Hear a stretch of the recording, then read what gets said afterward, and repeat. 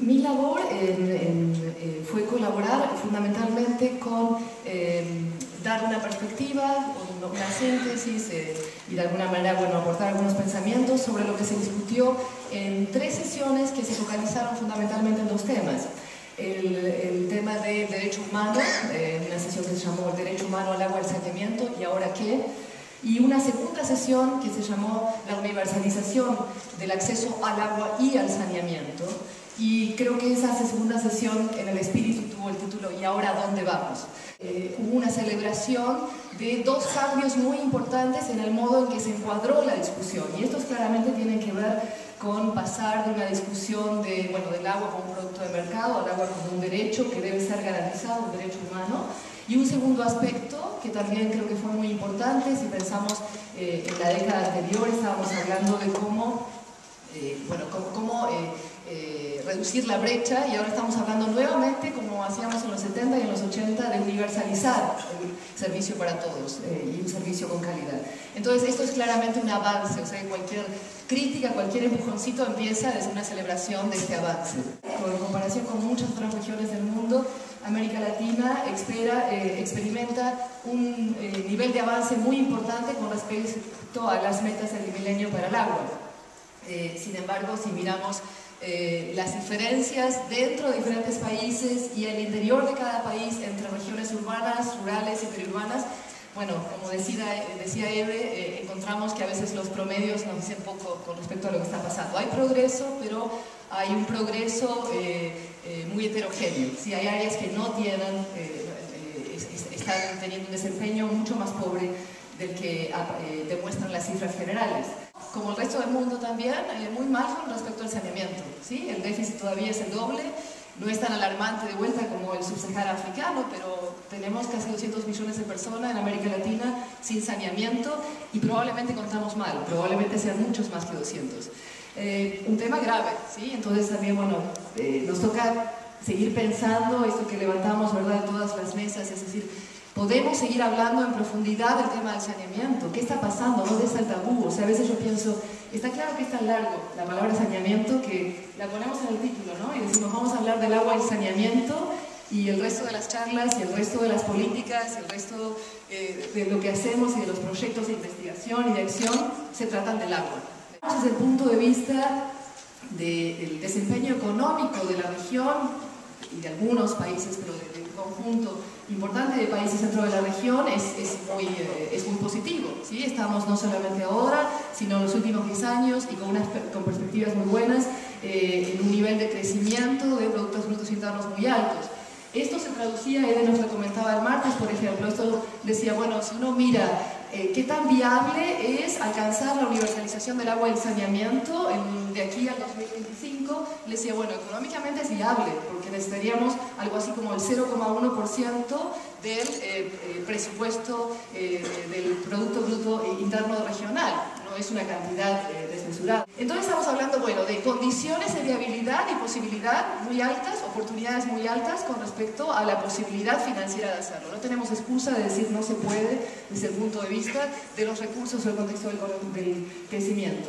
Sin embargo, también tenemos que recordar que tenemos, como bien decía Eder también, tenemos un récord también un poco más triste, que es el de ser la región más inequitativa en términos de ingresos de todo el mundo.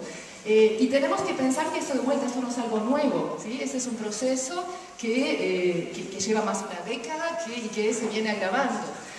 Esto es muy importante porque no hay nada que nos garantice que ese crecimiento económico que hace viable la posibilidad de universalizar el acceso al agua y el saneamiento va a resultar en la universalización.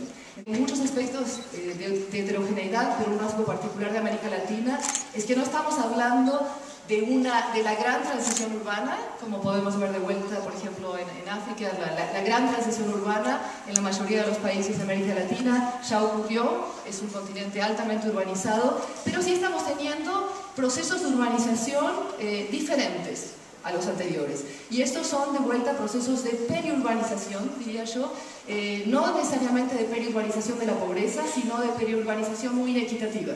Imagínense, y eso lo van a, o sea, piensen nada más en el paisaje de el área periurbana de cualquier ciudad familiar, donde vamos a encontrar los country clubs, los clubs privados, junto a asentamientos informales. Este paisaje es una realidad, ¿sí?, común en todas las ciudades de las que venimos. Y en este paisaje lo que vemos es una configuración de cómo se articula la cuestión del agua y el saneamiento muy diferente. Servicios descentralizados, o sea, bueno, que pueden autoprever parte de estas urbanizaciones, y sí, no servicios, no infraestructura en gran parte de estas áreas. Es lo que yo llamo la periurbanización sin infraestructura. Un aspecto también que se marcó y se resaltó y celebró en las 3 sesiones fue el progreso en la institucionalización del derecho al agua, ¿sí?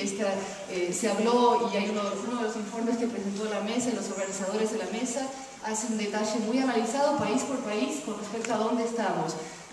Pero lo que recuerdo, por ejemplo, se hablaba de por lo menos 5 países que han articulado el derecho al agua y al saneamiento, el derecho humano al agua y al saneamiento de sus constituciones, y muchos más que lo han articulado sus políticas y demás. Ahora la pregunta que todo el mundo se planteó, bueno, ¿y es esto suficiente?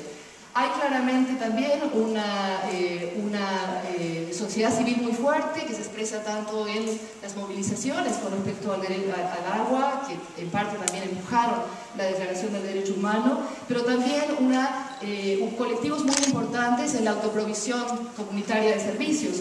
La gente del FAR nos decían, hay 40 millones, ¿sí?, de beneficiarios en América Latina que están provistos con sistemas autogestionados. Esto estamos hablando de sistemas que están trabajando a escala. Desafíos todavía claves a los que tenemos que sacarle punta con lo que estamos haciendo.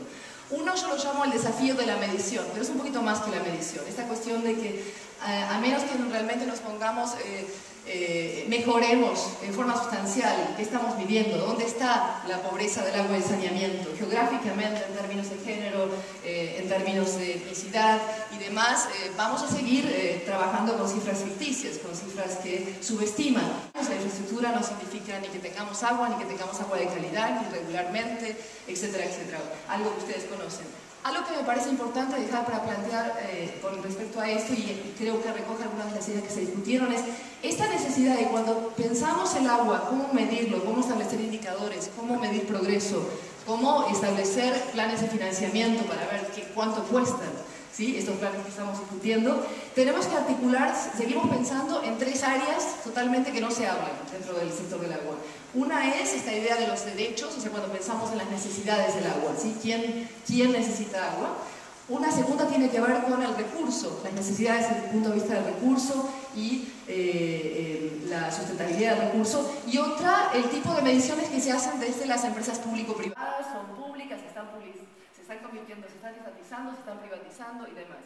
Sin embargo, algo que es muy importante sí recordar es que hay un debate, una dicotomía que no hemos superado en absoluto, y es la de lo autorizado y lo no autorizado. Y esta es una dicotomía muy importante. Lo que muestra es cómo es que pensamos y discutimos el agua en términos de políticas, y cómo es que los sectores más pobres acceden efectivamente al agua. Y si piensan en esa rueda, lo que hay es un divorcio enorme entre estos dos sectores. Hay que tener una hoja de ruta para medir de una manera mucho más clara, mucho más concreta, más específica, más compleja el término de la pobreza, qué significa la pobreza del saneamiento y hasta dónde estamos progresando, ¿no?, y cuánto cuesta. Lo tenemos que seguir discutiendo, la relación entre servicios y la relación entre tenencia de la tierra. Estas son agendas viejas, pero son agendas muy importantes, no podemos dejarlas de lado, ¿sí? Son agendas y son todavía vitales, esenciales para el proceso de transformación. Por supuesto, tenemos que pensar en temas como el agua virtual, el sector de alimentos, la producción de alimentos, la soberanía alimentaria y demás, y obviamente el cambio climático y la protección de servicios ecosistémicos. Un aspecto también importante que se discutió mucho fue esta cuestión de, bueno, no se trata quizás solamente de salir de la caja, sino también de hacer algunos cambios estructurales dentro de la caja. Y tenemos también todavía un déficit muy importante en el sentido de que seguimos pensando o hablando del agua y actuando sobre el agua desde 2 perspectivas a veces muy diferentes, ¿no? O sea, desde la perspectiva hidráulica y desde la perspectiva hídrica. Bueno, tenemos mucho para hablar de esto. Dejo aquí, termino aquí, pero simplemente para decir, cierro con la idea de que el compromiso para activar este derecho humano al agua y para comenzar empezar ya con la universalización al agua y al saneamiento. Está aquí, es hoy, está con todos ustedes y espero, no esperemos esta mañana, sino empecemos hoy a